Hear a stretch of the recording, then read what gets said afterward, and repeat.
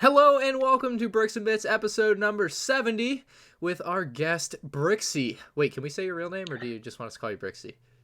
You can call me Jordan. Yeah. Okay. Bricksie or Jordan, just depending on what comes out of our mouths, I guess. And do you call yourself Jordan on the channel often or are you just Bricksie? Actually, for the most part, I call myself Jordan. Yeah. Okay. Yeah. Anyway, we're also joined by Just Too Good and Brickatect. Yo, We're back. I'm getting mad at people for thumbnails. Not anymore. Just Too Good is the new man. Or Mantis. Yeah, Mantis. that's That's what I it. meant New to say. Mantis. I was just cut short. It was the audio cut out. Sorry. Exactly. So this is our 2-hour Coppa special. We are yeah. prepared to go. No, let's if make we it have- three. Let's The make it three. Celtics are on the West Coast. They don't play till 10. I got 3 hours. So that's all I'm saying. There you go. Yep, this is it. Anyway, All right. we were going to talk about Coppa because we talked about Coppa last week, and then Jangbrick's video came out after our podcast was recorded, but not before our podcast went up. And then everyone's like, Jang made a video and he's right, so you guys need to watch it. Y'all are wrong. And so that was like, we all got scared after watching And his video. it was like the Jang Bricks video was revolutionary because ever since then, everybody uses similar clips and everything, all those same clips. Well, So, I mean, those thank are you, the Jang. clips from the thing. I know, like, I really like Jang. We all would have had this one view of it if it wasn't for the Jang Bricks video. So I do appreciate. I don't know. I think there would have You been don't know? others, but Okay. I think anyway. we were all under the mental state of being like, what can we get away with? Yeah, And then yeah. like, listen, you're not getting away with anything. However, We're like, however, oh yeah, you're probably right. However, we're going to talk about it later in the video, but Yeah. it's not holding up in court. Anyway, we want to talk about our guest before we talk about Coppa for 2 hours, at least a little bit. We'll have him linked down below as we do all our guests with a bit.ly link, special just for you. Yes. Yes, bit.ly links are the best. Anyway, Bricksie, who Yes. are you? All right. So my name's Jordan. I'm on the Great White North here, up in Canada, and it's pretty cool. I'm actually relatively new into the Lego game, and it happened actually completely randomly. It was actually in May of 2015, and I think it was actually right around May the 4th. Might even been May the 4th because I was 15 watching or 16, sorry. 2015. Okay. And that's when I first got into Lego. And prior to that, I really didn't do much for Lego. I mean, I had when I was a kid, but then I was watching, I think it was like The Empire Strikes Back or something.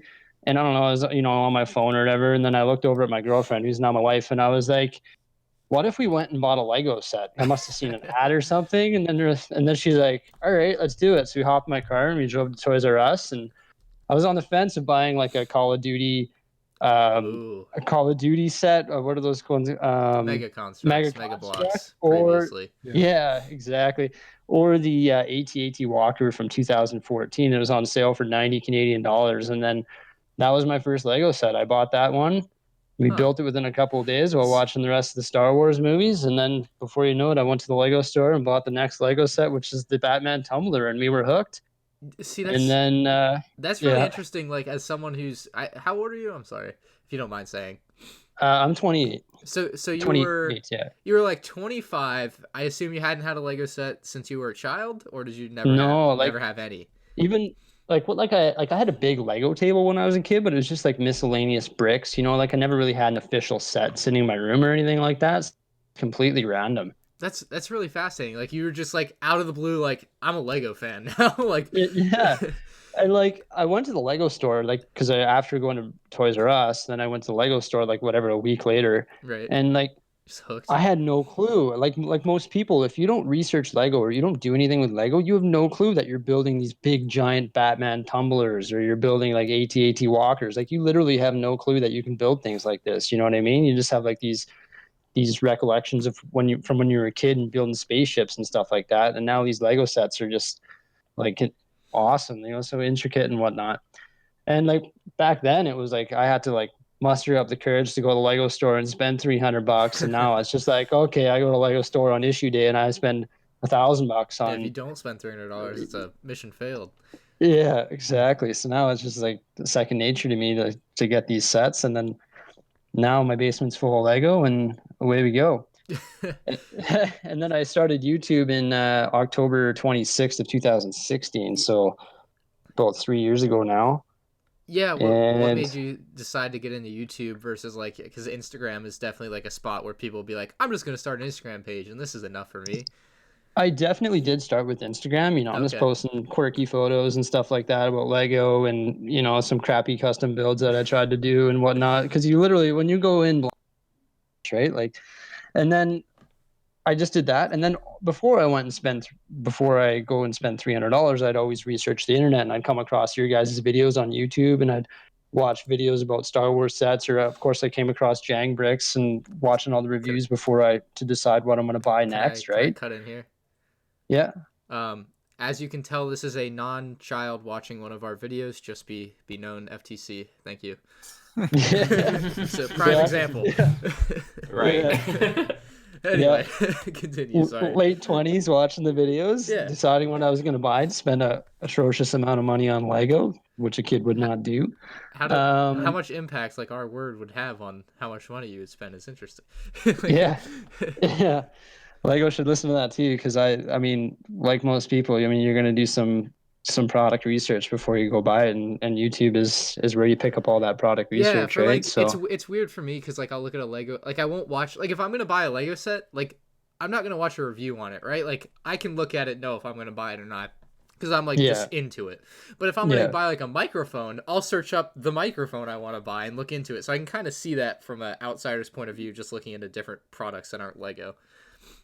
exactly. Like now I don't need to do any research because I'm well versed in the subject. Exactly. But like you said, if you're buying a computer or you don't know much about computers, you got to do some research to find out what you're going to buy, right? So yeah, that's how it all started, and here we are today, and I love it. So Yeah, definitely. I actually found your channel like several months ago. YouTube recommended one to me. I think it was your trip to Toys R Us. It's something about Lego deals. So YouTube was like, you're going to love this video. And I watched it. And I really love the way that you present yourself. And I like the audio quality was spectacular. Are you using like a GoPro or something when you're going through the store? Yeah, so when I do my store tours, I'm using a GoPro, and then I've experimented with I don't use a gimbal just because I find it a bit too bulky, and people sort of look at you weird when you're walking around with a gimbal. But right, dude, on the gimbal thing, my gimbal case looks like a gun case, and I don't feel comfortable with that. I know the footage just seems so stabilized, and I was like, wow, nice. I really love the quality of this. And I think your trip didn't turn out so well though. You went to get something, I forget what it was at this point, but they didn't have it in stock, so you had to go back, or you're trying to do a return or something. I can't remember. Yeah, like I had a gift card, and the Toys R Us gift card systems were down or something like that. I was like, how could that possibly? And it took them a month to figure it out. I couldn't believe it. They're gonna go out of business. Yeah, you guys are gonna go out of business in Canada too. Yeah, but it was a good video. Yeah, so thank you. I like doing that. I like going to the Lego store with the video camera and stuff, and it takes a little bit of courage until you just get over it and realize it's always cool to look back at those videos in the future, 'cause it's like, oh, look at all these Lego stores, like all these sets on shelves that were like of that time, so and how expensive they are now, and you wish you like, why didn't I just clear the shelf? Yeah. Exactly. Yeah. So is Toys R Us like your main place you buy stuff still? No, Lego store is definitely where I go. I do go to Toys R Us sometimes because they have like 20% off Star Wars sets, which is a pretty good deal. Like that beats double points a lot of the time. So when they have deals like that, I go there, but I'm just going to go to the Lego store because there's a better selection, and I just like going there, checking out the pab wall and everything. So yeah, because you build a city, so you need the pab. Yeah, so I'm always building city, and I don't know what it is, but every time I go to a Lego store, I end up with a couple pab cups, and I don't even use the parts; they're just sitting there, and then I buy more and more and more, and it's just like same. I never build anything. So I don't know why I do that, but so what you got? One day I have this vision for an immaculate Lego city with custom landscaping, and I just keep hoarding parts away for it. But yeah, it'll definitely pay off one of these days. What got you into building a city? Because you said you got into the Star Wars sets first, I guess, and somehow you ended up building a whole city on a whole table layout. This pretty large. It was the detective shop that got me into it. That was my first modular building. Bought the detective shop, and then or detective's office, I guess, and then from there I ended up getting all the modulars. So, and yeah, I think the Lego city's 24 feet by 70 inches. So, sheesh. Yeah, that's a big undertaking. Greg, you wanted to do a carnival, right? I want to do an amusement park, but I don't have the space currently. He's got like an amusement. He's got his Disney section. I'm looking at it now on screen. Oh yeah, I can see it there. Yeah, he has got quite a little amusement park section. You ever play Roller Coaster Tycoon, Bricksie? I sure did. Loved it. Oh, heck yeah. Another RCT or RTC? I can never remember.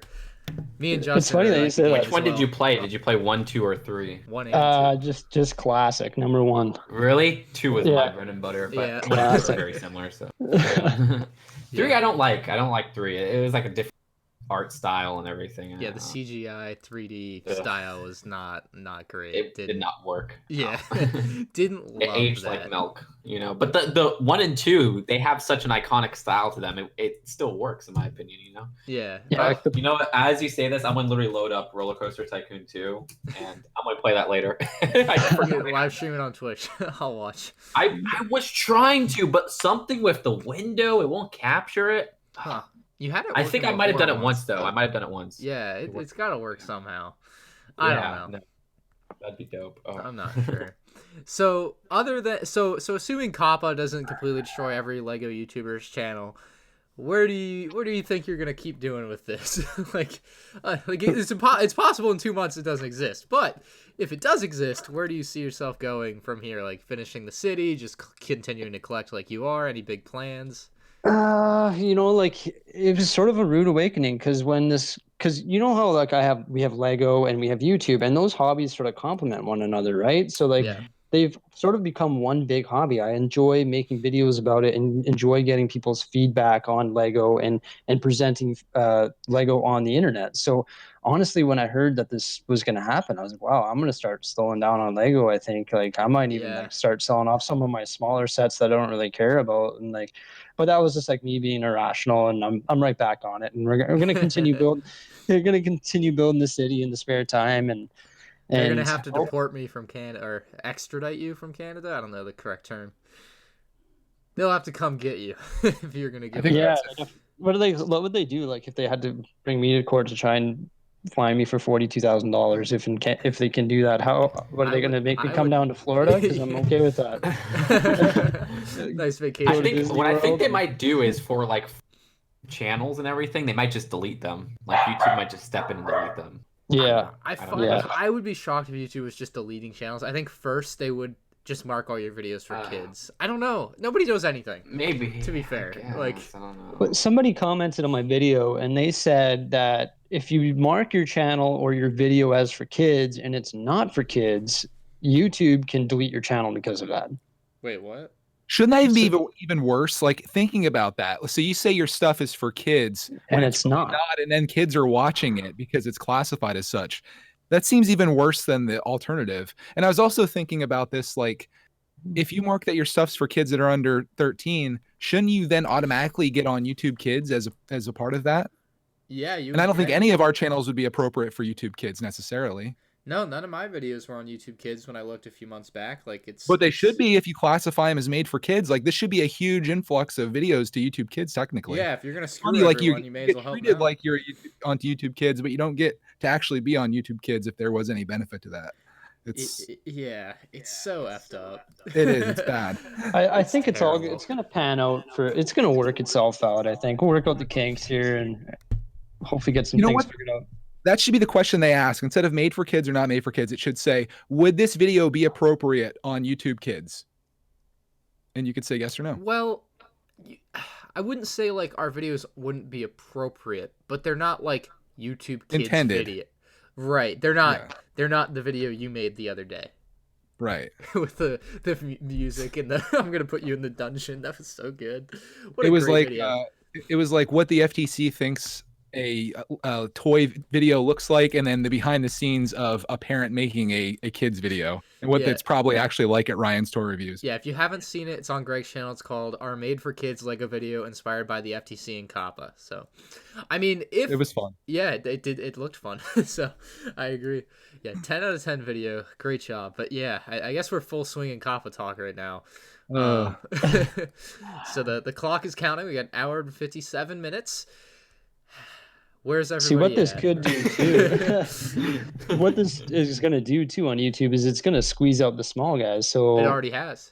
It already has, I've and seen a lot of YouTube has people already quit done already. a good. Yeah, and YouTube has already done a really good job of that by changing their monetization policies too, where you need 4,000 watch hours and 1,000 subscribers to monetize your channel, and now this, right? So I feel like they're the monetization thing was less so. Like if you don't have 1,000 subscribers and you need 4,000 watch, you're not missing out on a lot there. That's not a lot of incentive. Like the $5 you would have made. You know what I mean? Like I know yeah, but people want it, but it's it just not. like no one starts a channel now because of that, right? Like I have friends that want to start a channel, and I tell them that, and they're like, "Oh, I'm not doing that. I got to work for a year for free to try and make it there," you know? Yeah, I get what you're saying because I remember back when I started, it was kind of awesome when you saw like that 10 cents come in or the 15 cents a day, and you're like, dude, this is great. Exactly. Now it's like, man, you have to do like a year of work and get 1,000 subs before you even start seeing anything. Yeah. You really have to be passionate about it to do it. But what I think this really squeezes out is pretty much anybody that makes videos that are for kids. And when kids actually come to YouTube in the future, there's gonna be nothing there for them if this actually follows through the way it's looking. No, yeah, absolutely. I mean, this is a terrible blow to like any child that enjoys YouTube to begin with. Like My son already, it's happening.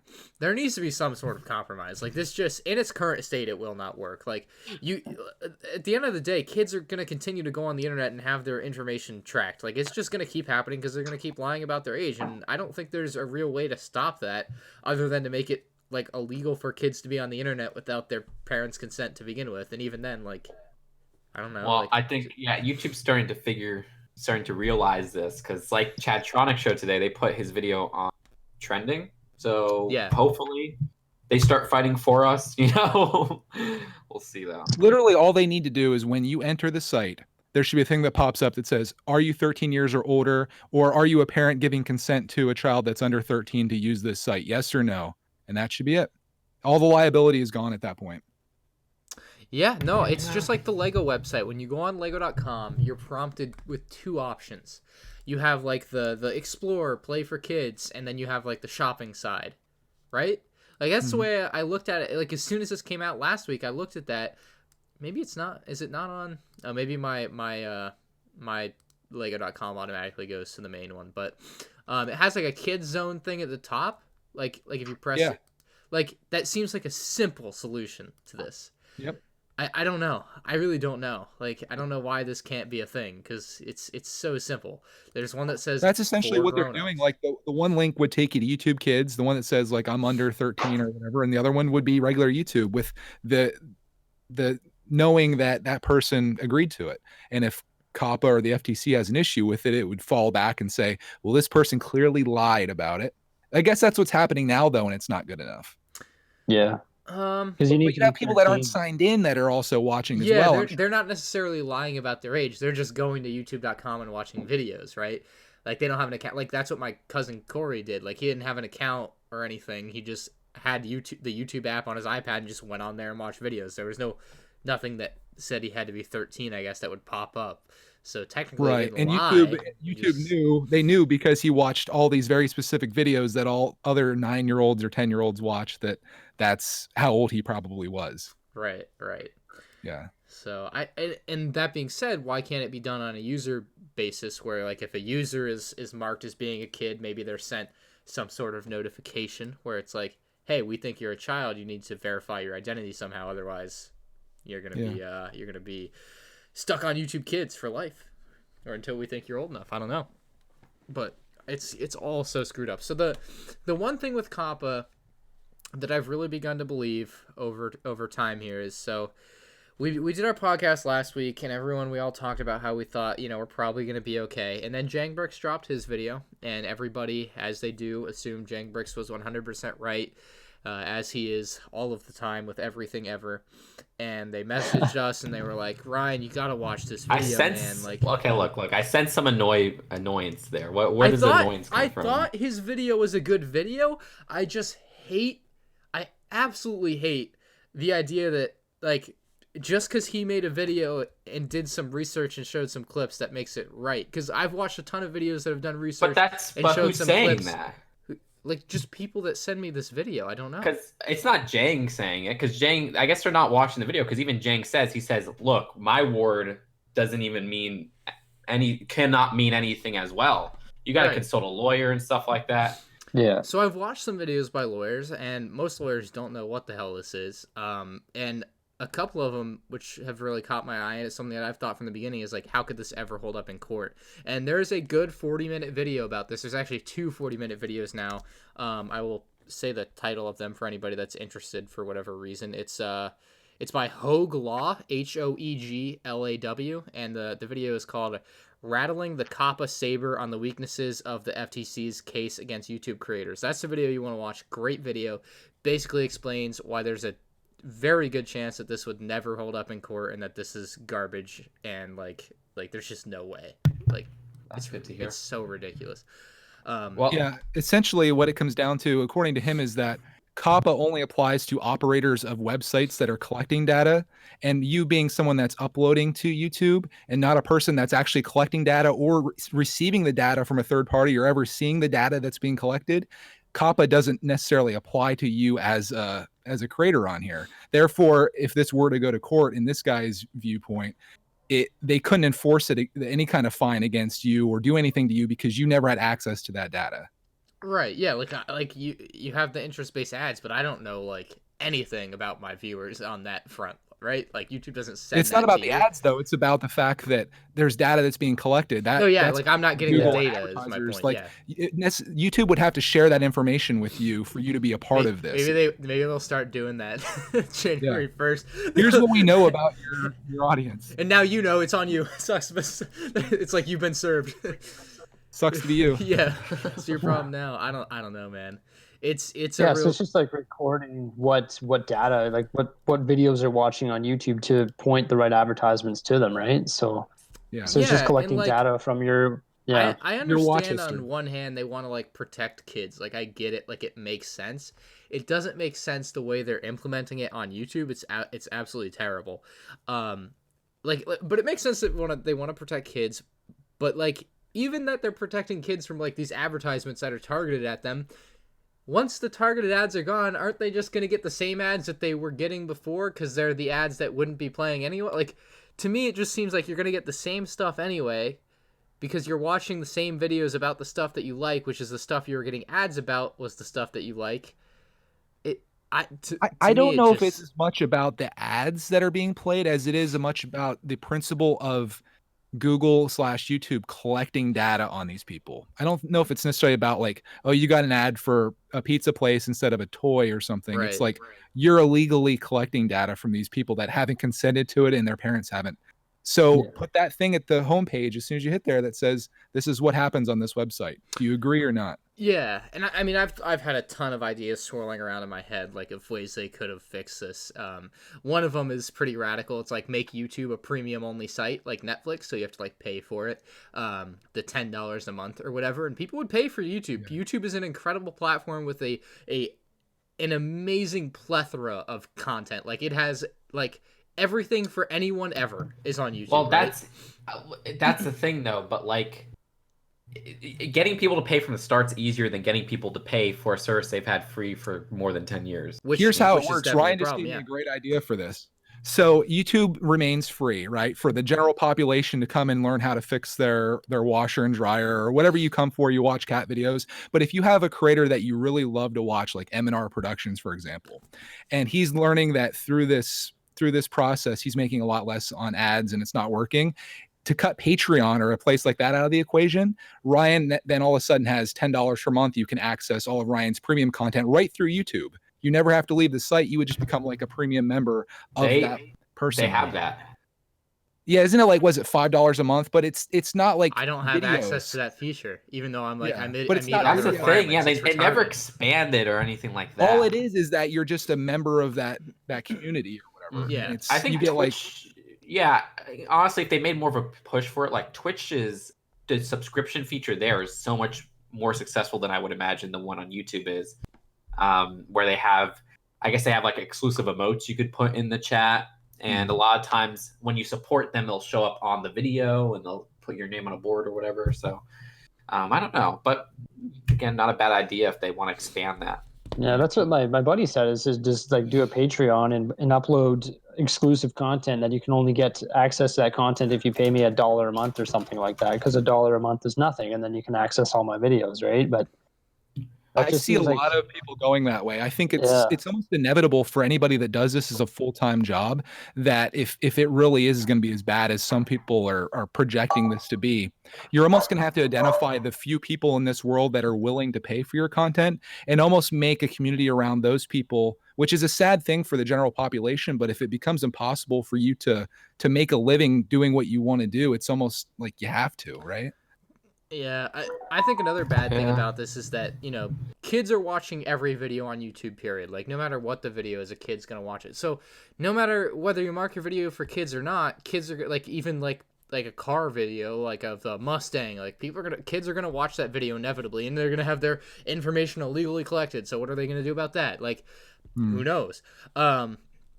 But, like, I feel like the bad thing here is, like, a child is going to see these videos where everyone's like, oh, yeah, the kids on YouTube, they're not allowed. And they're going to be like, oh, man, I feel bad about myself now. Like, I shouldn't have been doing this or whatever. Like, I feel like it's also, like, just kind of harping on them, and that's probably not great at all for their self-esteem. I thank you, Ryan, because that was a perspective I haven't seen anybody else mention, but you've mentioned that before in, like, what was it? I think the last podcast where we shouldn't be mad at the kids or anything like that because it's not their fault for watching. Yeah, and I feel like it does come off that way, but, like, that's not the way it is at all. Well, that's the thing with a lot of this is that it comes off where big thing is hello the parents, like However, it's anything but yeah, the like, parents, I'd be more for like a thing that prevents these kids from, watching rap songs with a bunch of swear words and drugs in it and stuff like that. And they can just go on there and watch these videos, no problem.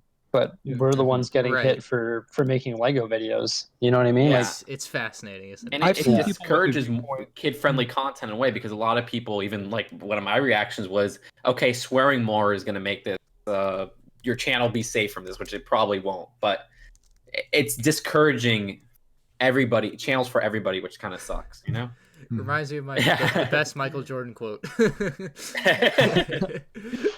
Not that I feel that way, but this situation that's what I thought of like last week or whatever. When I saw this, I was just like, that's the funniest thing to relate to this.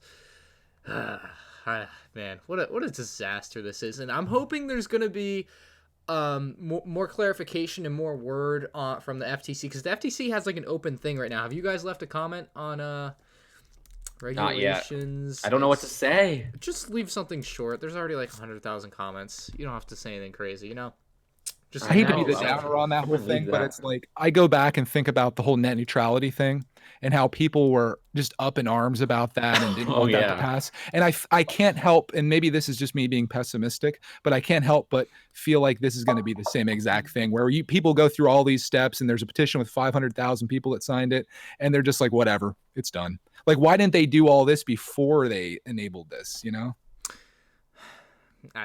you would never. And is it going to make a difference? Like, I hate to discourage people from doing it, but it's like, are they really even going to care? Yeah, I mean, you can't know that. I mean, it's the only thing you can do, right? Like, you may as well. Sure. Is kind of the way I thought about it. I signed the petition and I left a comment. It's all I can do. And when I make my next video about the Coppa thing, I'm gonna tell people to sign the petition and leave a comment if they can, because it's pretty straightforward and simple to do. It helps the cause as best you can. Let them know that you disagree with it, and hope for the best when they review their thing. I think October 9th or December 9th is like the last day for comments. So I assume right after then they'll review the comments and update or whatever. I don't know how exactly this is all going to work, but something could change between now and January 1st, and hopefully it does. What frustrates me about this probably more than anything is the fact that when we watched that lawyer video today, Ryan, he talked about how this ruling came down to literally YouTube having to, one, have creators mark whether their stuff's for kids or not for kids, and then they would have to have an internal system that could regulate that in some way and find people that weren't doing it properly. But all of that extra stuff that everyone in this community that isn't doing this for a living is upset about, like losing comments and notifications and all that stuff, that's all just YouTube doing that. Yeah. And that's probably the most frustrating thing of this, because you're going to lose entire communities in the toy space and what else, animation, everything. They're all going to be gone. There's going to be nothing, and that's just because of YouTube. Yeah, and something has to be done about that. You have to make your voice heard about that. Like there's no other way to stop that from happening other than voicing your opinion and hoping they listen, right? Like, that's the way to do it. Like I've already. Thankfully, it is catching steam with PewDiePie making a video. Yeah, I was thrilled to see PewDiePie make a video about it. Awesome. That is huge. Like that is definitely very helpful. I've seen very few people with large subscriber bases actually talk about this. Yeah. Like there's some people, like I'm waiting for, since I do vlogs and stuff, family vlogs. Yeah. There hasn't been one like family vlogger that I've seen that's really made a video about this. And what's the family with the Ace family? They got clowned. Yeah. I wonder how this will affect like people that do reviews and stuff on like the Disney theme parks, like the Tim Tracker It's and stuff like everything. that. Everything is like it's affected. gonna affect him too. Nobody. It's appealing to knows. children because you're at an amusement park, right? Yeah. Yeah, it really should come down to, there should be one word that this comes down to, and it's what is the intent of your video, not whether it appeals to kids or if they're a secondary audience or anything like that. It should be, is this video intended for kids that are 12 years old or younger? And what defines secondary audience? Like, it means that you made like, I'm an adult, I like RC trucks, I make that for me, like I'll do a review, but because kids like RC stuff, they become a secondary audience, therefore it's made for kids. Don't kids like everything? Like, That's what crazy. do kids not like? Kids like everything. Kids like sports. Like yeah. The NBA YouTube channel has to, because the NBA has tried to appeal to kids like as a brand, like as basketball, because they want to get them in young, right? So the NBA should probably mark all their videos as for kids now. I agree, I'm 100% on this. The FTC should fine them for every penny they have. Absolutely. The goddamn NBA, God, I hate them. The worst. Scum of the earth. Basketball is a terrible sport. No, I'm kidding. But that's the point, though. Is like is the NBA gonna get fined? They like according to the rule, they probably should. If this is for me, it's harder to think of like things that kids aren't interested in than things kids are interested in. That's a great point. Let's do. Can anybody think? Like trigonometry, maybe if you made trigonometry videos. Well, although that is something that's taught in school, therefore you could have young kids watching that. Yeah, but that's more how-to videos on how to use like Photoshop or Excel or boring stuff like that I don't want to make videos about, but I could, but I don't want to. Potentially. How to clean your house. I don't know about that one. I wouldn't be shocked if like, hey, you got to clean the bathroom, and then they look it up on YouTube. I'm just like I'm trying to think of anything is applicable to this. What else can we apply to this that's just too outlandish? Oh man, I'm looking around my room for ideas and all I see is Lego sets. It's not helping. Yeah, that's probably not a good example. And then all the history channels, like, isn't history for kids too? Like, who's to say? Any Apple channel, any Apple products, right? Because God knows kids love Apple products because that's hip and cool, right? So what I find interesting is things like, this is a perfect example of a secondary audience. You like playing Call of Duty, right? So that's not necessarily intended for kids, but kids watch a lot of that. So that would become a secondary audience of Call of Duty videos. So even these guys that think that because they're making videos about these aggressive video games and stuff, doesn't necessarily mean that you're in the clear on this. Because you might have as big of a child audience as a Lego channel, probably. Yeah, and the real thing about it is it's impossible to know if your audience is children, unless you like go in your comments and like you said on some of the counting the 3 videos. I think last week you might have taken a look at those, and the comments were like Jack or like QQQT4. Yeah. Like, which again, you just made a good point against Coppa as well. It's that one part of it is that you have to have some knowledge that your audience are kids, and in this case, YouTube doesn't publish the results for anything under 13 years old because supposedly they don't exist. So you don't know how many 12-year-olds or 10-year-olds are watching your stuff unless you physically go out and try to check. And to that point, it will not hold up in court. No, it won't. It just won't, man. It just won't. It can't. This is ridiculous. That's my ultimate point to all of this. Is it just won't hold up in court. It can't. There's no I mean, if you took your analytics, like they're obviously not right because there's a lot of kids that are watching their parents' accounts. Like I think I have mine up here. Mine says 13 to 17-year-olds are 4.5% of my audience. By far, my biggest audience is 25 to 34. Therefore, if they were to say you didn't mark your stuff for kids, it's like, well, according to this, I don't really have many, if any, kids that are watching this. There's no way to know. It's tough to prove any of that, though, I suppose. Yeah. I don't know. Coppa. Justin, you have anything else to say about Coppa? Oh, so sick of Coppa. I have nothing else to say. I am too. But think yeah, about I it mean, I gotta do a video on it sometime. I want to get everyone together to do like a video on the same Yeah. day. So, well, Yeah, I'm still I mean, if I working have on it by then, sure. Yeah, I'll give a few days notice at least. Yeah, So I would just like gotta the get it. whole, like, I would Lego say community do to, it like, before come like together. December 1st. Oh no, yeah, it would know. be like this weekend or like early next week. Mhm. Yeah, it's gonna be very soon. Cool. Yeah, it needs to Okay. happen. Well, like Sounds good. I just want to make it. I'm gonna make a Google Doc with like a few points like that you should probably talk about, Yeah. and then also like include the links for you to just post in your description that you need to post if people don't, because I know not everyone will. Know Yeah, what because links to that's my post. thing. Like, what can we do?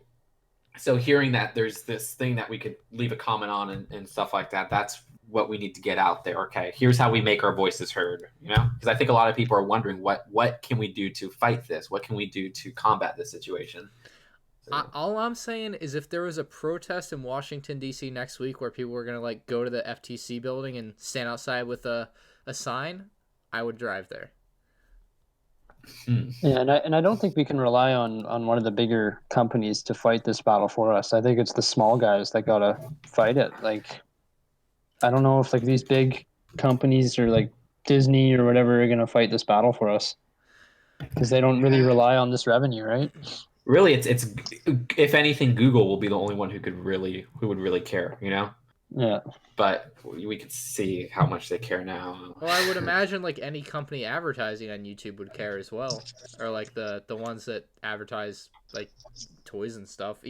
Even though the point to that is like some toy advertisements go to parents because parents buy toys for their kids too. So how can you know?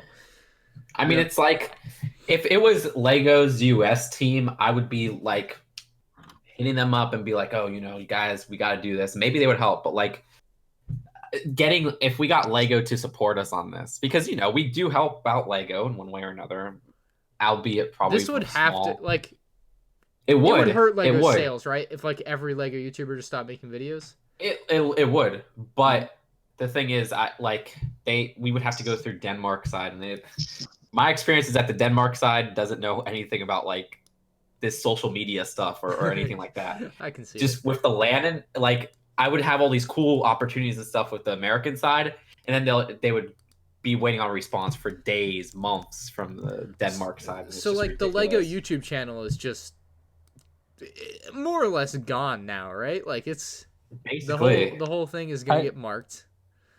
Well, I guess it won't have comments and stuff, but Right. I mean, it would still exist. I don't think they would be hurt because I don't think they have ads on there, right? They don't Besides even their run own ads. Yeah. Yeah, so they're probably fine because they don't need they don't need comments, they don't need ads.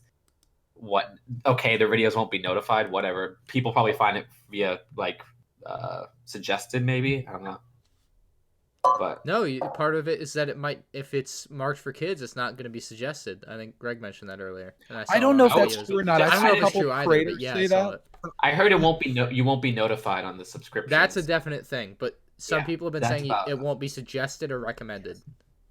I haven't that's seen crazy. come out and say that specifically, but I've seen a couple creators because I've watched like every Coppa video I can find, and they said that essentially they're going to try to bury your videos, which I don't know if that's going to happen. It seems unlikely, but I could see that like if you're YouTube or Google and you have one video that performs at this level, and then this is made for kids, which performs substantially lower in terms of making you money, which video are you going to put out to somebody? Right.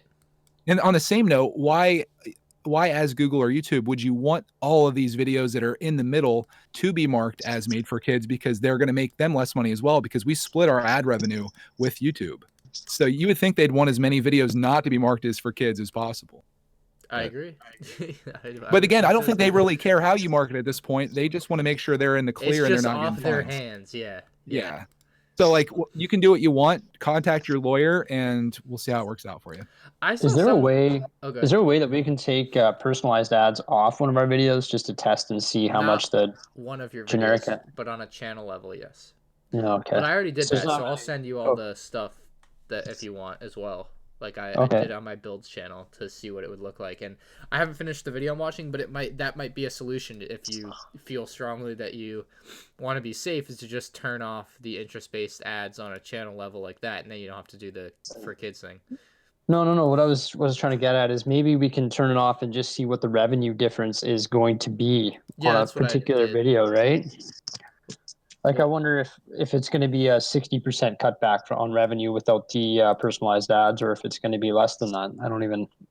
All the I've heard- people are saying 60 to 90%, but my theory, and this is based on absolutely nothing, is that once a massive amount of videos that are on YouTube are marked as made for kids, including gaming videos and family vlogs, which are big money, and all these toy things, I think advertisers are going to want to still be a part of that, and I think you'll see more advertisers come in, and those ad rates are going to go up.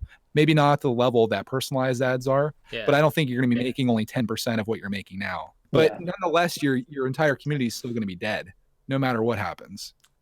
So, right, yeah. No matter what, you get tough. screwed, and it sucks. Like if the only thing it did was take away personalized ads, which would make sense, then yeah. I don't know, because so what was the thing? So you would know this better than I do, Greg. So at some point, they took away comments on videos for kids like a year or two ago. What was the deal with that? So if you have a family channel, or especially one that features kids, there were pedophiles going about, and they would find videos of kids that were in like provocative positions and such, and they would timestamp that for other pedophiles to find in the comments. So you'd put like 9:43, the girl's doing like a splitter on a trampoline or something like that.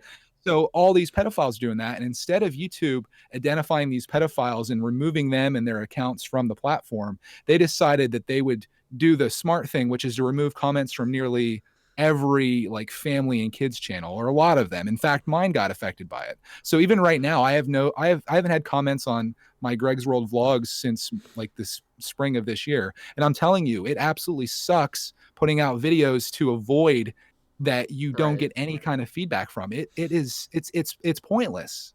Like, you see the views, you might see the likes, and that's it. There's nothing. I have people come over to my Lego channel to say, hey, I watched your video, I like this or that, and that's eventually what this is all going to be like. And I've been fighting to get my comments back, and now it's like, why even bother?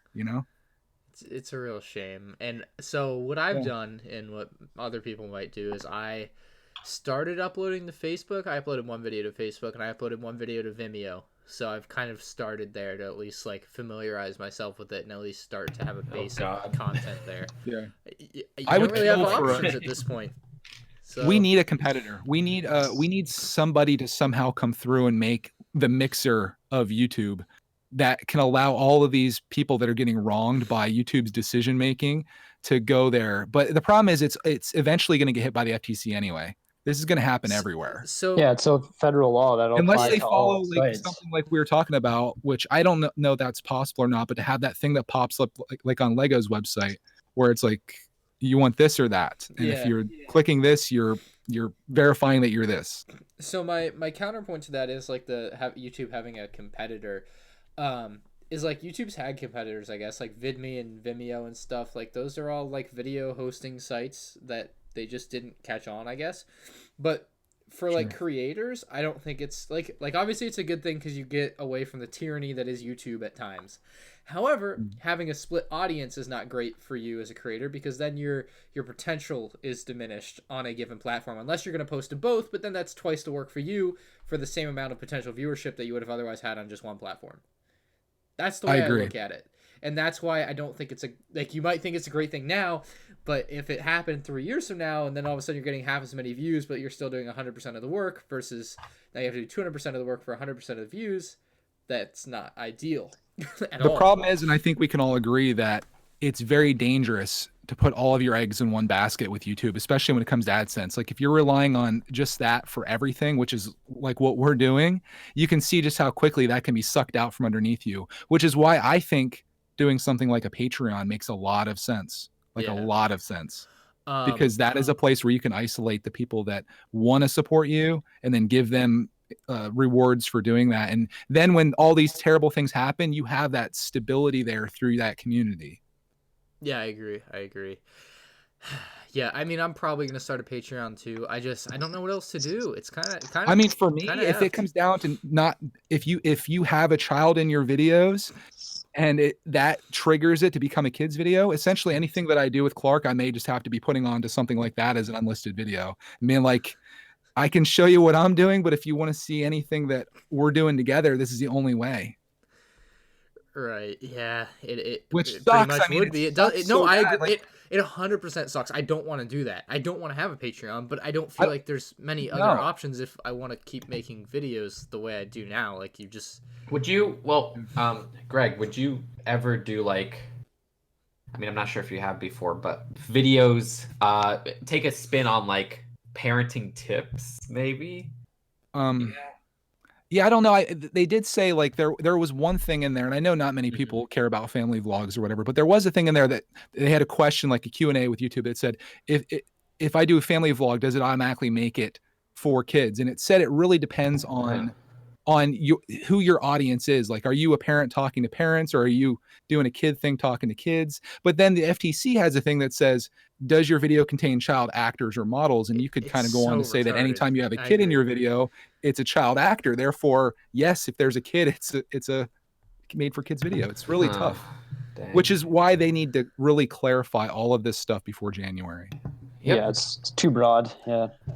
Well, that's Because another as point. it stands, like literally almost everything you upload, as we talked about here tonight, almost everything that you upload could be construed as kids' content. What or Bricksie appealing to just kids. said is it's too broad, and that's another reason that I don't think it would hold up in court. Again, I'm not a lawyer, obviously, but Sure. it's definitely too broad. So Yeah. the way I've ever since they announced it back in like September, what I thought, and I still deep down think it's going to just be, is the one you did a parody of, like, hey kids, today this is Bob the Builder, can we build it? Like that, like obvious, like just colorful. You know it when you see it video. I don't know who said it, but you know it when you see it, and that would be the It's point. the ones that don't make you feel not so good when you Who watch them. said and you're that? like, Who said? I I said know that. you did. Oh, did Yeah. so maybe I was Bricks watching are, your yeah. videos. Yeah. Was it Brickstar? Or, Yeah. wait, Greg, did you say it or Brickstar say it? Or maybe both you said it. We probably both did, honestly. I think we both remember, feel the same I way. think Bricksie was like, I want to rip my ears out or something like that, or gouge Yeah, my ears exactly. out. Yeah. You know it when you see it. And that's And I think that. those are the people the FTC is going to come down on. I think you're going to see some of those people that try to skirt the system, and that if they sue anybody, it's going to be a big channel that is really pulling off some malicious stuff like that says, oh, this isn't meant for kids, but it's like one of those style videos or Right. style channels. Yeah. I don't think it's going to be M&R Productions who's in his room making Lego videos of Star Wars sets. It would be It just- insane. It seems so dumb. And the way that lawyer explained it, that Hogue Law was like, it costs money to sue people, and it's a lot of work. And like, is it even worth the taxpayer dollars to go after you? Dude, It's stupid. dude, as a taxpayer myself, it's not worth the money. Trust me. Yeah, trust him. Who knows though? I mean, they might make an example out of your grandma video of you when you were a baby or something. It's Oh, I hate it. Like so I was saying much. earlier, I think the best example of a kid's Lego YouTube channel is LEV Toys. That's a kid's YouTube or Lego YouTube channel, Let me pull it up so I can. and it's a really good one. She does it wonderfully, right? Yeah, no, Yeah. like the problem, the real problem with this is the content isn't bad. It's good stuff that kids enjoy, right? She's not doing it maliciously either, like Ryan's toy review where they're selling products. She's just showing, I would say, like maybe She has over 1 million subs. Damn. under Dude, 10-year-old girls. Check out her views per month. It's Yeah, crazy. She does great work. I Yeah. love the No, way she presents absolutely. herself too. But Holy crap. Wow, yeah, it's a Visco girl. All right, that's enough for me. but where do you draw the line at? Like she's making Lego videos in the same way we're making Legos, but who's to say that hers are for kids and ours aren't for kids, or mine's for kids and yours aren't for kids? Who's to say? Yeah. Unless you just look at the thumbnails and you're like, oh wow. But this could just be because it's tailored to girls, that has pink and bright colors. And She uploaded a video 4 months ago saying my videos have. Oh, someone's echoing. Test. Okay, it's gone now. She uploaded a video 4 months ago saying my videos have disappeared from YouTube Kids. I wonder what that. I haven't watched it obviously, but it's just kind of funny. Put that on given, your Coppa playlist. yeah, I Shit. given the recent developments about videos being for kids, like what does this mean, right? It's Who knows? that's wild. Yeah. That is wild. So who knows? Who knows? But I think Coppa- ultimately what this is going to come down to, I want to wait and see how the Minecraft and Fortnite people deal with this, and I feel like the Lego community can follow suit behind that. Yeah, I think Fortnite is fine with the FTC or whatever, because if surprisingly enough, I mean, it is rated. So if they're just looking for content-wise, It doesn't matter what it's rated; it's who's watching it. who's watching it? Okay, you're right. You're right. Wow. Like I said about Like, Call of Duty, yeah, even but what Modern Warfare. what defines who's watching it too is like, is if it's 90% kids, yeah, but if it's like 2% kids, well, who like where's the line drawn? cutoff? Because no matter what Yeah. the video is, kids are gonna watch it. Period. End of story. Because it's on the website. Yeah. So like the Fortnite, Roblox, Minecraft stuff, if all of those people that consistently make those videos are saying their videos aren't for kids because of how they're delivering the content, I fully think that pretty much anybody in the toy space is in the clear at that point. yeah, to me, it should come down to the delivery. Like there's like we said earlier, you know it when you see it, and that's the way it should be. Yeah. So, is that Coppa in a nutshell? V2. I hope so. We'll probably talk about it next week. I wish I could stop talking about it, but it's literally It's a great topic. It's a great discussion. Like it's the most important topic that we could ever cover on this entire show. yeah, Ever. Yeah, 100%. So Because this is going to affect everything everywhere going forward. And it could affect whether the show even exists in the future. Exactly. yeah, So because kids love listening to 1 hour talks about Coppa. that's a tentpole topic for children to stick around for. Anyway, we'll get away from Coppa. More Lego football. So what's this? The Manchester United and Lego have a partnership, and they're gonna make Lego sets, polybags, promotions for themselves. I'm not sure. We're not sure, but it seems like it's going to be sets. I mean, just by saying there's going to be new information and products which will be released next year.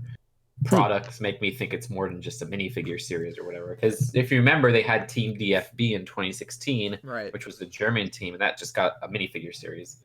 Something with Manchester United could be a line of sets. And if they're anything like the 2000s football sets, soccer sets, I'm excited. I don't like sports, but I love Lego sports sets because it's just like they feel so unique, It'd be nice to see like an update to that original stuff that they had in the early 2000s. Yeah. I'd be on board for that. If they got Lego basketball again, you would be all over that. Oh yeah, I'd buy all the figures. I'm sure. Yeah, I would 100% be all over that. Do you have any of the older ones? Yeah, I've got a couple of them. I have the 2 Celtics ones, and then I actually had I can't think of his name. I had a guy. I have that figure, but I had a guy make me the Celtics starting lineup from last year, like custom. So I have that. Oh as well. shoot, nice. I did like the basketball guys in the Lego Movie 1. It's pretty funny. Yeah, I was hoping they would throw one into like a set or something. Oh yeah, because I had to have a license for that, but then Oyo also has the license, so I don't know. Didn't all have like complicated. Shaq or something in it. Yeah, was Shaq in it? I don't even remember. Yeah, I think it was. Shaq sounds right though. Maybe Shaq just agreed to it and said screw it. Do you want to talk about that, Justin? About what, the sports thing? No, below sports. Oh, it's solved. It's nothing. Okay. We'll It was literally nothing. All right. Yeah.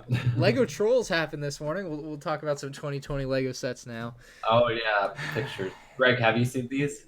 yeah, unfortunately. Oh, I want a fresh reaction. Come on. Where's the Bergens though? The what? You haven't seen the movie, The Bergens? I saw way. I've been trying to get these guys to see it. Honestly, watch it. Never. It's pretty funny. Like I didn't think it was that bad. It was Yeah, it was fun. Looks like it's made for kids. I'm not into that so much. Yeah, I can't touch this. Kid stuff. Oh my god. Well, Yeah. now this video is for kids because it has I don't- this. It is in pretty funny though. They're like Raven and stuff. It's pretty funny. They're gonna. I want to literally get one of these sets and make a very adult video about it.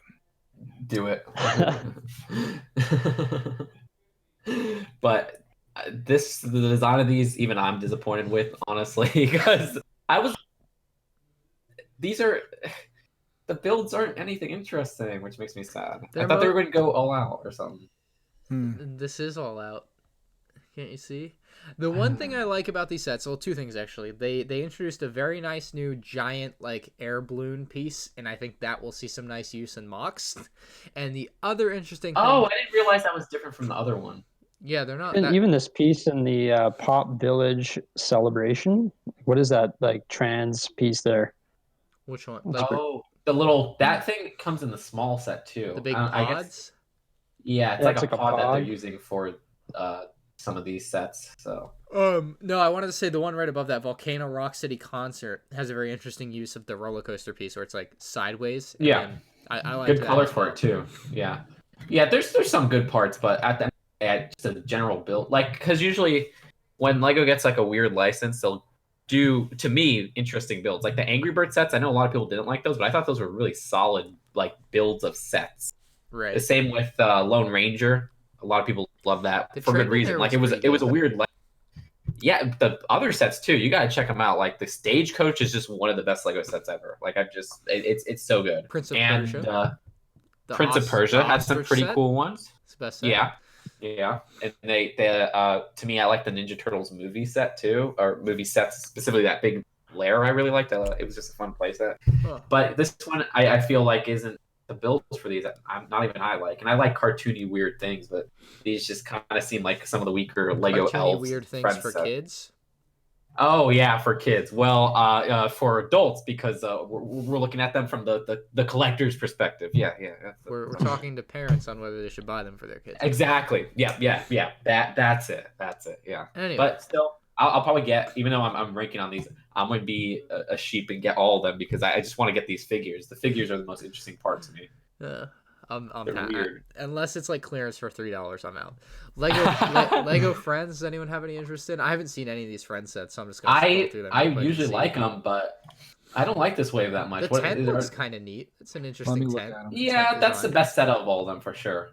Other than that, though, I mean, The big The cake, hospital is cake worse show than the seems last fun one. if you're like a little girl that wants to recreate a reality TV show, maybe, or like not a Oh. reality TV show, but like a game show. That looks actually like Oh. a fun actual play set. okay. See, I thought that was like a musical stage when I saw it. So yeah, that's not that. It's Yeah, just it's like- to me the summer wave kicked ass. Like that was like one of the most amazing waves of like Lego Friends ever. So like seeing these, I don't know, they're not that interesting. the hospital's all right. It's a little small, and then the Oh. friendship bus. There's a tree I on just- a bus, and I don't know if I can get over that.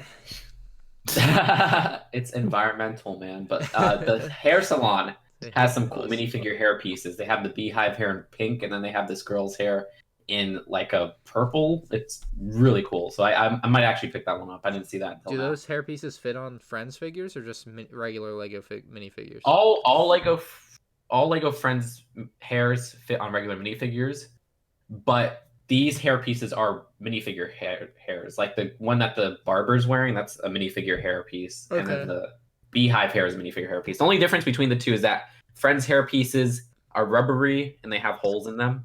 Yeah. That's what I don't like. I just don't like the rubber part of them, but they all fit on minifigures, and they actually are pretty good on minifigures. Huh. Like remember Kira from the Millennium Falcon solo set? Yeah, shit or rubber, right? Yeah, that was a Friends hairpiece. Ah. So they rarely use them outside of Lego Friends, but once in a while you'll see it. Ninjago. Ninjago's popping this year. I'll tell you that. Yeah, well, our friend David, the other one, right? the David? other one, Y. David with a Y. Yes. Yeah, he doesn't like these. He doesn't like these, but I was like, what? These are awesome, dude. I don't know. I like that the gamer market one. They're very interesting. They have a very unique style this year, which is great. And maybe that Yeah. just isn't his style, which is fine. I honestly Yeah, don't- no. I was just like, you know. On this Brickset article, though, they don't show the sets that are like the gaming things. Yeah, the pods. Those are so cool. I don't know. Have you seen these? Bricksie and Greg, the Ninjagos. I'm looking at them right now. I don't mind this Emperor or Temple of Madness.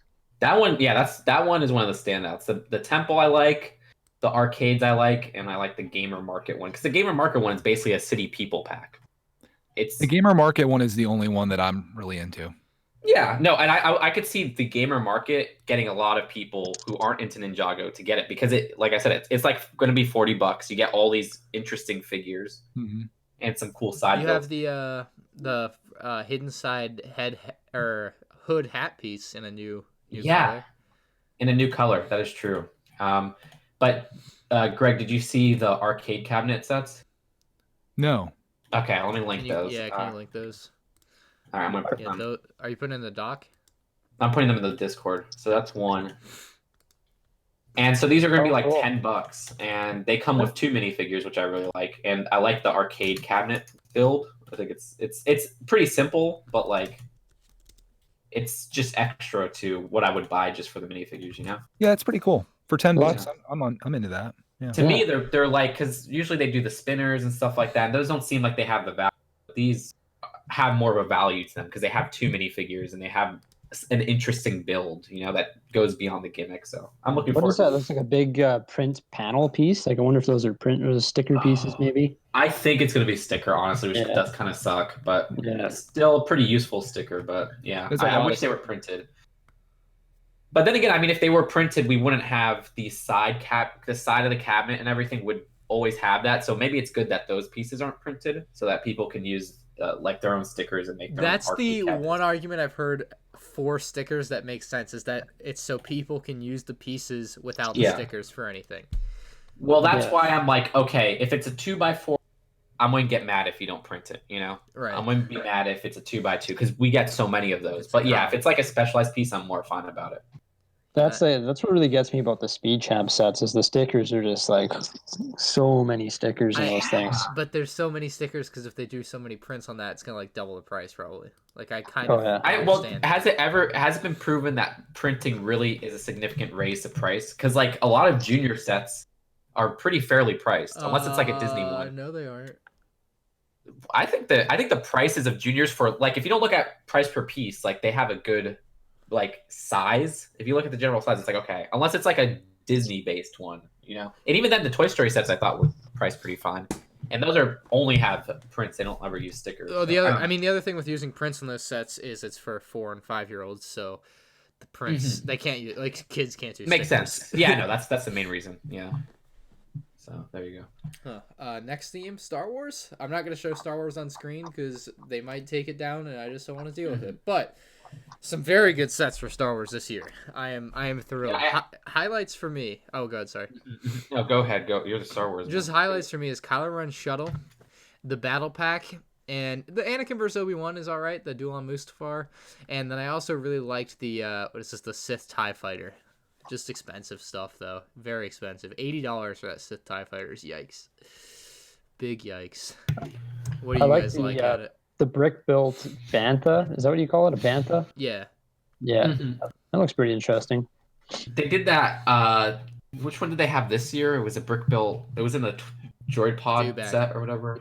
Yeah, Dewback. So I like how they're doing that with the microfighters, doing more than just vehicles. But like, what so you're saying the TIE Fighter's $80? $80. What the heck? That is 410 pieces, maybe. Why? Which is gonna make people go mad because they care so much about price per piece. Or 470. No, I know. I don't care about that, but I'm looking at just the build. Do you see that second picture of the build? Yeah, no, it's not huge. Look, that looks like a $40 set. But if you compare it to like Von Reg's TIE Fighter for $10 more, I guess it makes sense. But it's also both. Wait. Well, Von Reg wasn't 90. Was it 90? It was 70. This one is 80. Oh wait. Oh, so $10 less. Oh, okay. Well, to me, Von Reg had a more substantial build to it. Like just the size of it was just a little bit more than this. Like this looks less. I don't know. I'm not a fan of that at all, honestly. Yeah, I'll have to put them. Well, whatever is 90 to you guys is like 120 to me. So. Yeah. Sorry, dude. How much is the X-wing going to be? You think 80? 90. That thing's hideous. Gosh. The blue kills it. The extra bit of blue it's hideous. Kills it, right? I agree with the blue killing it. I actually do like that until the blue gets put in.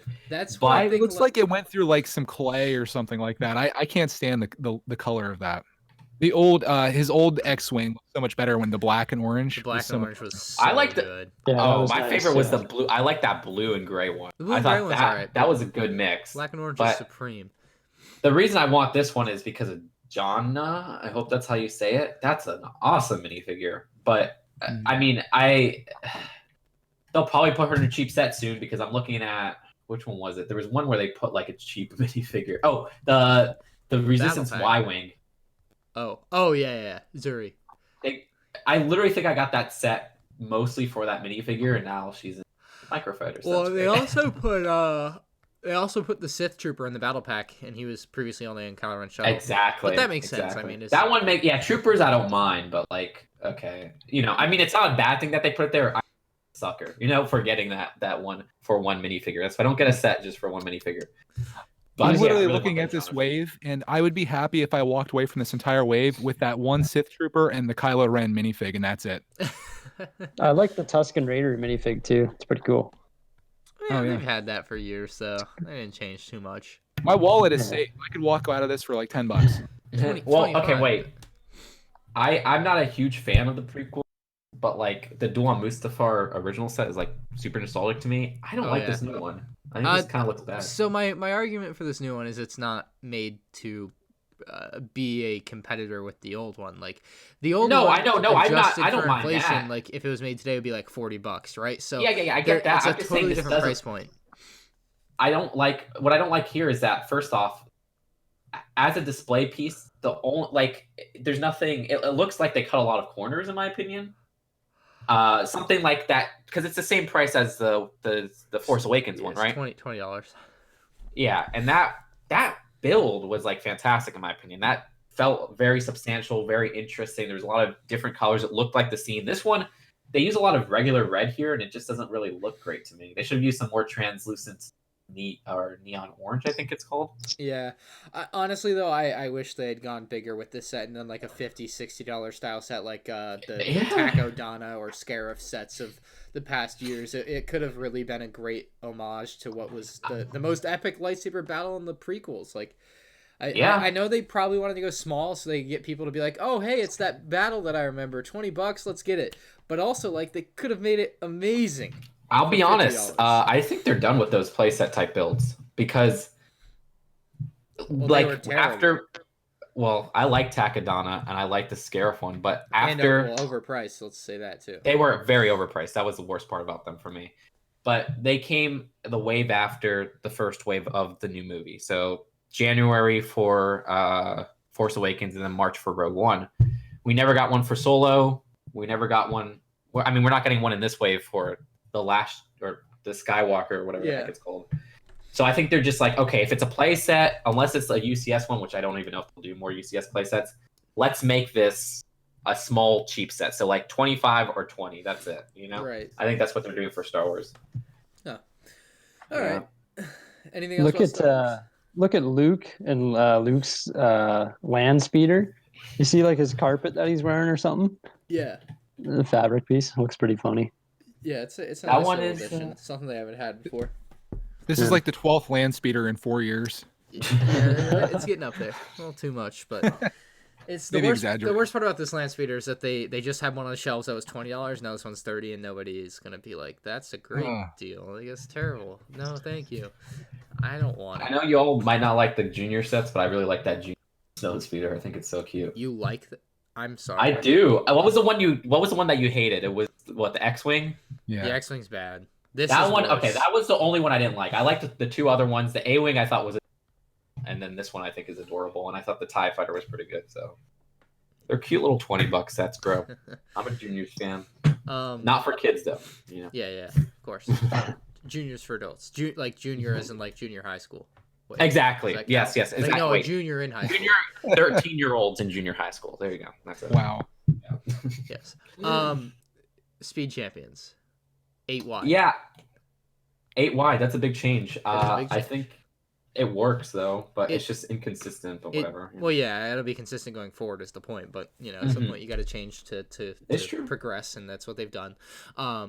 These look really like, especially the Ferrari F8 Tributo looks stupid good. Like the way there's so many curves and little pieces on this set. It's crazy. It's so souped up. Is that cockpit piece new? Best one. Yeah. I think the extra width really helps too. I think it has to. Yeah. Well, one of my favorite things is that they have a passenger now. Oh yeah. Maybe way more realistic. Yeah, maybe that's why they went for it. Well, I hope they do that with Lego City, honestly, because I like getting cars where you could put 2 minifigures in there. Like I love 4 wide when they did that in this town, but now it's like 6. It was 6 wide and now 8 wide, and it's just natural evolution of Lego, but still, The price of these is going to go to $20, isn't it? I was And gonna say, that's do okay. you get a price bump on these? Because they used Look to be at- like 15. And So Yeah. they've been 15, but I'll say this. This is what I do from time to time. Look at the box and look at the proportions. It looks like a $20 Star Wars box. Like it's no longer in the. It's a $20 box size. It's Yeah. more elongated. Mm-hmm. Oh, It is going to be I don't $20. know, If it's any more than man. $20, you know that if it's $20, it'll be 25 in 4 years. nah, unless they go even wider. No. But As is. you think it's natural? I don't Yeah. know, man. If they're, I'm saying if they're going to do that, it would be 25. But again, if it's $20, that's okay. 25, I think is. There's a bit no too way much. they're dropping the 25. These are $20. Okay. All right. Oh yeah, it says think right they're here both- on the brick set. they're thing, both $20. great looking. I think No, they're they awesome. look amazing. Yeah, they I look agree. fantastic. Yeah. I'll probably buy Especially the that Ferrari. Ferrari. Yeah. Yeah. I bought the Ferrari from last year. I think it's like a red one as well, but it's 6 wide, so that'll be a cool one to have both of. You know what's great about that one too? I'm looking and I see one sticker on the hood. I see a sticker on, maybe that's a printed piece though, on right by the side view mirror. Yeah, that is. Yeah. That is. Well, They've had that in other sets. There's hardly any stickers. You got a license plate and you got a Ferrari sticker on the back and you're done. The windscreen looks cool too. I don't know if they've used that before, but It does. Oh, yeah. It does look new to me too. I was wondering. Ooh, is that a Um, sticker running all over that too? Or is that, it does look like a sticker on there. Yeah. Ooh, that's going to be brutal to put that on there. I hope it. Yeah. I hope that's just colored on The already. UCS X-Wing cockpit has a sticker on it, and I could not do it, so I don't have a sticker on my UCS X-Wing cockpit, and it looks dumb. So You're going to have to get that just perfect if that's a sticker going Yep. across the top of that car. definitely will. So Yeah, this I will bought either- my X-wing secondhand, and the stickers are just butchered. So Yikes. it is what it is. Yeah, what are you gonna do? Creator sets. These are pretty good too this year. Some different styles in here for sure. We got a monster truck, I guess I can show these. Fire dragon, rocket truck. I really like the burger monster truck. Really like. Yeah, that I one. mean, I like the minifigure and based the one. toy shop. Burger Monster Yes. Truck. Our friend Penn Play said it perfectly. It's the most Lego thing that has recently. You know, it's such a Lego. That's like a Lego set. Burger Monster Truck. I love it. That one steals the show out of all of these. It's Mhm. next level. It's great. That one, the town shop, the toy shop is fine. You know, it has a Yeah. little rocket ride to it. Mhm. I don't Yeah, care about that's any of the kinda other cute. non-minifigure scale ones. But... Yeah, I probably won't buy these because they're for kids, but you know. We'll see. I hate buying creator because it's hard to make a return on them because they are a pain in the butt to review because I want to review all of them in one video. Got to make all three. Yeah. Yeah. I like modularizing the buildings. We're trying to. Yeah, that should be fun. But I also noticed we don't have Hidden Side here. Hidden Side came last week. Did we not talk about Hidden Side already? No, yeah, last week we didn't. Let me see. I'm pulling it Okay, up can right you now. like it? We're gonna do City first. City. More police. You said it in your videos, like more police and fire. Is that what it is? Yep. More police and fire. Well, I will did say they the not- gimmick oh, is yeah. nice. The flying helicopter gimmick is a good gimmick. Better than the parachute. They have some fun gimmicks because like they have a magnet thing, which I like magnets. You know. Yeah, it looks like They they've also- redesigned the magnet too, which is good. Mm-hmm. They have light and sound and the big one. The minifigures. I like some of these since they're like based off the show, the city show that's on Nickelodeon or something. They have like specialized minifigures now that I really like. Like yeah, the name villain. guys. Yeah, Snake Rattler's cool. Some of the police in the police station have like cool hair pieces. So yeah. But I was gonna say, sorry. I was just gonna say I gotta try out the flying helicopter. That's the Think one about thing it. I have to do. Oh well, yeah, we gotta expect that, you know, test. But I was gonna say it's not here. I'm trying to find it right now. There's a Safari set. Did you see this? Yeah, there's a Lego City Safari yes, truck I think set. I remember seeing it. And I was like, "That's a good one." And then I Yeah, and then I guess it wasn't like it might have been a leak or something. So yeah, but okay, yeah, that was one good. I want to see. It was like $20. It comes with like a little tiger or something, I think, and it's a Safari Jeep, and Yeah. I want to see more of the great vehicles. Is my point because City and Fire is boring. All right, so finally, Hidden Side 2020. Do you guys have any favorites? Because none of these really captured me quite like the school bus and the school did. Mm-hmm. I'm the same boat where I felt like this wave is kind of a step down from the last one in terms of the builds. But to counter that, none of them are as expensive as the last wave, so that's true. It's not like they went with anything crazy. The one that's That's actually kind of true, cool though. is the Ghost Fair. That one's nice. Which one? The Ghost Fair. Yep, that's definitely the best one. It reminds me of Jokerland. But Oh yeah, other it than that, does. looks really cool. I mean, it's a fun idea, but like the lighthouse, I usually like lighthouses, and I don't not like this, but like we got a lighthouse with Scooby Doo, so maybe I'm just like kind of fresh off that, even though that was like 5 years ago. Yeah, I at was that like, point. what? It's an old. Yeah, but that's why I'm like haunted lighthouse. Okay, okay. The beach buggy to me looks like that monster truck they had with This Way for Hidden Side. You know? Yeah.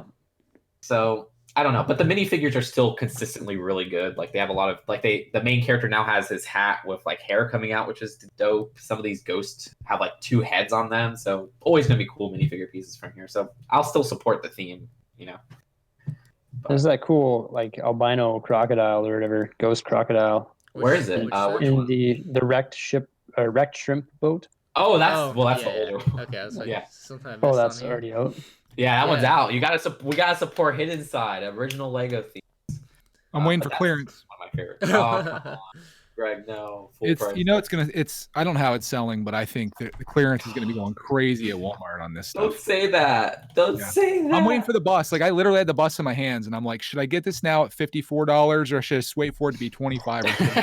Speaking And you know it's All right. gonna be. Speaking of sales, Greg, Black Friday, or actually, it might be it might have already happened by the time you see this podcast, everyone. But Millennium Falcon, $480 on Amazon. Is this your time? I saw that, and people are speculating it's gonna sell out in like 2 seconds. I don't So know why it wouldn't, but are you gonna try? Because you may as well try. I would be happy to get it for that price, but they haven't said like it's during a week, that's like during a certain week, and they haven't said the time or the day that it's gonna be. So Wait, so it's not Black Friday? I think it's this Friday, isn't it? Like the Yeah, I think it's 22nd? tomorrow or I thought there was Okay. like a date range of it. So But- what are they doing? Just random Black Friday like celebration deals or something? Like Just What is it? Amazon. Amazon Ryan, doing if you see Amazon. it, text me, and Yeah, I will buy it for that price for sure. I thought I got a good And I'll deal get when it- I got it for $600. Now I feel bad. So. I almost bought it at 600. I did a live stream Yeah, trying to get I people to talk remember. me out of it. I remember that. I'm glad because man, I would still have the box sitting on the floor here. Hey, It probably wouldn't be built yet. $480 though, it's got to be worth it. Worst case, in 3 years you can sell it for at least what its original retail value is, I think. It needs like a permanent table or something to sit on because I'm never gonna tear it apart. You just can't after you put a lot of time into something. See, I'd love to buy one for investing purposes, but like when you ship that thing, odds are some guy's gonna throw it and it's gonna be a big dent in the corner or something. You know, like Oh Yeah, right. it's I gonna saw be. a guy unbox one that he got shipped to him. It was I don't know if it's from Lego or who it was from. He opened it up and the box was just dented to crap. So he ended up sending it back, and it was just a nightmare. Yeah, That's something you definitely want a nice box on. And Yeah. if it's through Amazon, I fear for the worst with this. Yeah, they're gonna take it out of the Lego shipper box and just ship the Millennium Falcon, just because. Oh, they're gonna Just close the because. truck door on the top of it, and all kinds of bad stuff's gonna happen. But is there a date on it? Like It's for. I'll look up the information after this. I don't know. I'm not sure. I guess you'd have to like ship it in an oversized box with additional padding. I guess like I don't know, but Amazon's not gonna do that. Yeah. no. Yeah, probably not. That'll be what it is. So, Bricksie, have you seen Mandalorian? Yeah, I've seen the first 2 episodes. You betcha. Okay, good. Greg, you are still holding out. I'm holding out. You guys sell me on it here. Well, you're holding out. Oh, on buying Disney. So, No, on Mandalorian. okay. So wait, do you have Disney Plus? I haven't signed up for it yet. I'm like debating it. Get your free trial. Watch the first 2 episodes of Mandalorian. You'll pay for it. I'm sure it's awesome. I just don't spend a lot of time watching TV. Well, if you're like, You know what I watch all the time? I watch Coppa videos. Yeah, I was gonna say the same thing. If you put the That's it, time you yeah. put into Coppa just today, you could watch both episodes of Mandalorian. if you Oh, don't. I would have already watched all of Disney Plus. Everything. everything on there. the entire catalog. I watched a Now, 40-minute video that Ryan sent me on this. So I mean that would have been an episode right. Yeah, exactly. No, it's Mandalorian is legitimately good. Episode 2, while it's kind of blurred on me now because I watched it almost a week ago, right? So, what happened in episode 2? The man. It's great. Spoilers, by the way, just so you know, if you haven't figured out Spoilers. already Are you where we're okay going with with that, this. Greg? If you. Oh, Greg said he was okay with it last week, so I said. Yeah, go ahead. Yeah. Go ahead. There's like one big spoiler. That's why. Have you seen the big spoiler thing? Wait, what's the big spoiler? Well, the big reveal at the end of episode 1. I think that's. Well, yeah, but okay, Greg, are you aware of a meme that's of No. See, okay, what let's just not say what that is, but everything else. Like, Okay. what Have you happened seen, in episode 2? You know? Have you seen the Boomer OK meme? Yes. In relation to Mandalorian. Yes, in Yeah. relation to the Mandalorian with the Thing. Yes, because the Thing is 50 years old. Oh, the Um, thing. I get it. Anyway, what even happens in episode 2? The Mandalorian almost dies It from was this well. like It Well, was rhino. I'm trying to his remember. ship.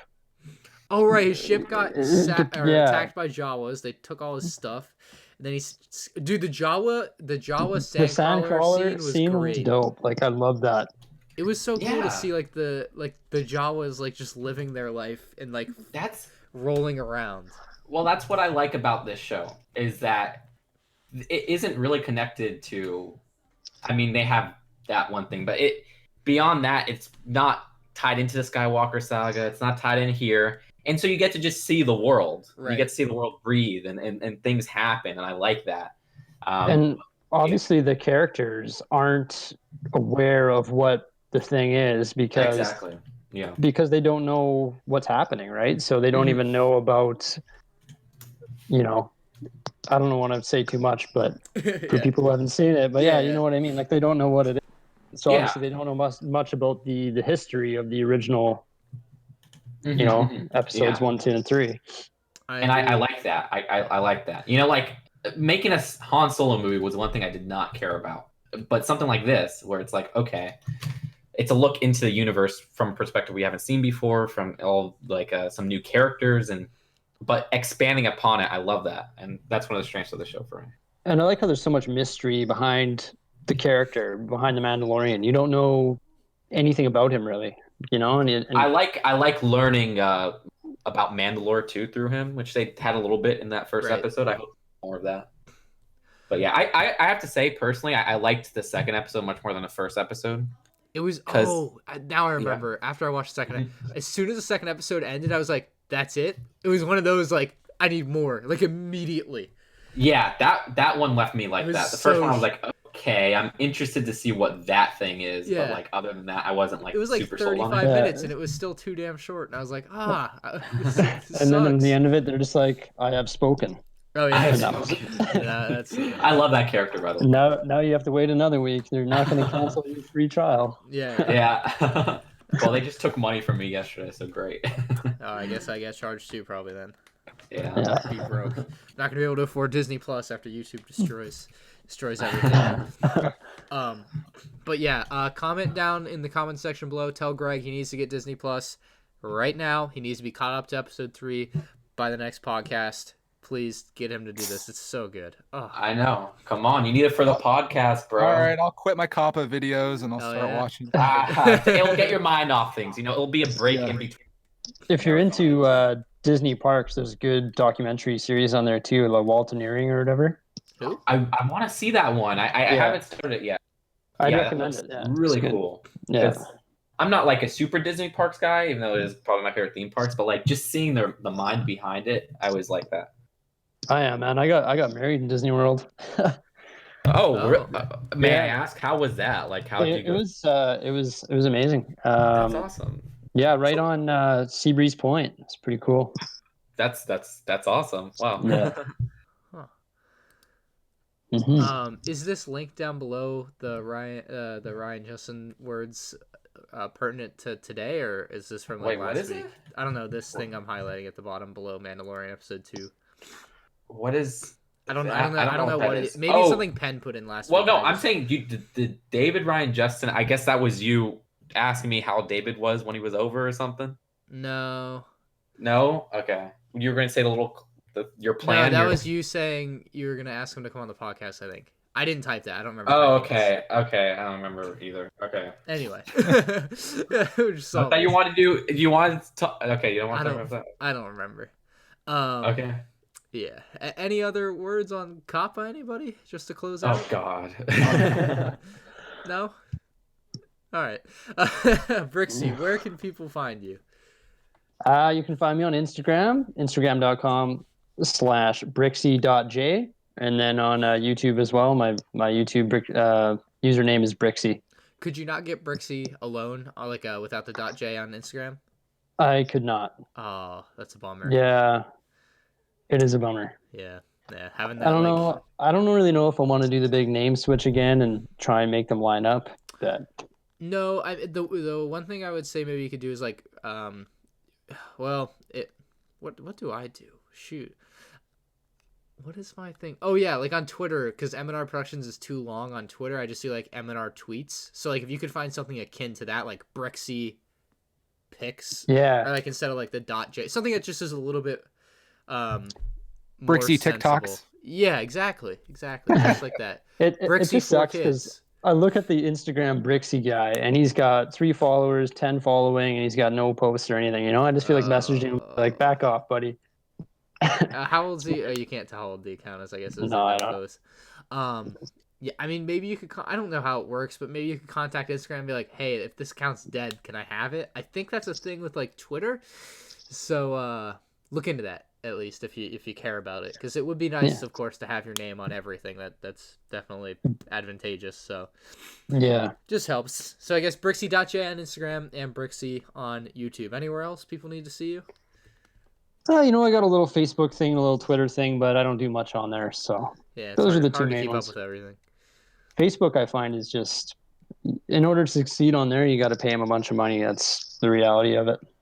Yeah. I'm gonna, like I said earlier, I'm gonna start posting on there. I signed up for like their creator program so I can have like ads on my stuff. So I'm gonna like make content that is for Facebook. So like I'll make my regular videos for YouTube, and then I'm gonna like create special videos from my videos for Facebook that are like 3 or 4 minutes and have like the text on it, and it's dumb. Yeah. But it's like Facebook content. So To like, run there's a ads, I difference. think on Facebook, you need like, it's like I looked at it. It's 10,000 watch hours or something like that. I mean, that's less than YouTube. It's nothing. I looked at it and I didn't think it was insane. Like it's not unattainable for me. So I was like, all right, I'll try to hit that and put out some content just for Facebook. Beyond the Brick has the biggest Facebook presence, I'm pretty sure. Well, that's because they just share all their stuff on the Facebook. Like they'll go on their personal accounts and then share their Facebook posts on like the Facebook groups, like their business. They're Beyond the Brick Facebook post through their personal accounts on like Lego groups on Facebook. And so I see that all the time, and that's, I think, how they've kind of grown there. So maybe I should be doing the same, or will be doing the same. I guess that's the way to do it, is just show yourself out 100% of the time instead of just letting it grow organically. I don't know. Yeah. That shade. I'm just saying it how it is. I'm not saying anything that you can't find out for yourself. Those guys got a great business model. They just go around and film everybody's stuff. Not for long. Yeah, not for long. Coppa. The counter to that is they did a video where they showed how much money they made, and like if you cut it in half, they're not both doing like and then you like, because there's 2 of them, so you cut it in half. I don't think they shared their all Facebook revenue though. Expenses. No, they didn't. So maybe that's definitely. Wait, did they share YouTube revenue? Yeah. It was a video like. It was before August, because I remember talking to them about it in August at Brick Fair. You can do it's not a no-no. People do it all the time, Justin. Look it up on YouTube. Nobody cares. But yeah, that's they did it back in like July, I want to say. Just look it up. It's for their 500,000. Which one was it? 500,000? Yeah, like what's that? I got a question for you guys. What do you guys do for here at CRA, but like what do you do for revenue claiming on your YouTube? Do you count taxes? Lego? Do you count Lego as expenses? Yeah. You do? Mm-hmm. And it works that way? Yeah. Yep. Okay. Are you allowed to do that in Canada or no? I don't know. You should look into it. Definitely look into it. Yeah. I haven't started like really booming on YouTube, but this year is actually like I'm gonna put some money on my tax claim or whatever is what it is though. I do this as part-time, right? Like I got a full-time job and stuff, and it is what it is. Yeah. No, because I mean, like you said, you got into it later, so that would make sense that you kind of already had your whole life kind of mapped out, and then all of a sudden it's like, Lego YouTube, so that's fun. Let's do some of that. And so it's kind of worked out nicely for you, I think. Exactly. But anyway, anything else you want to say, or? I think that's really about it, to tell you the truth. All right. Well, I'm happy to be here. Thanks so much for having me on this podcast. Of course, and anytime. Just want to continue building Lego and posting videos and having fun while we're doing it, right? Hell yeah. You guys can find Bricksie linked down below with the Bricksie YouTube channel, and we'll see you all again next week on episode 71. Tell Greg to get Mandalorian. Bye.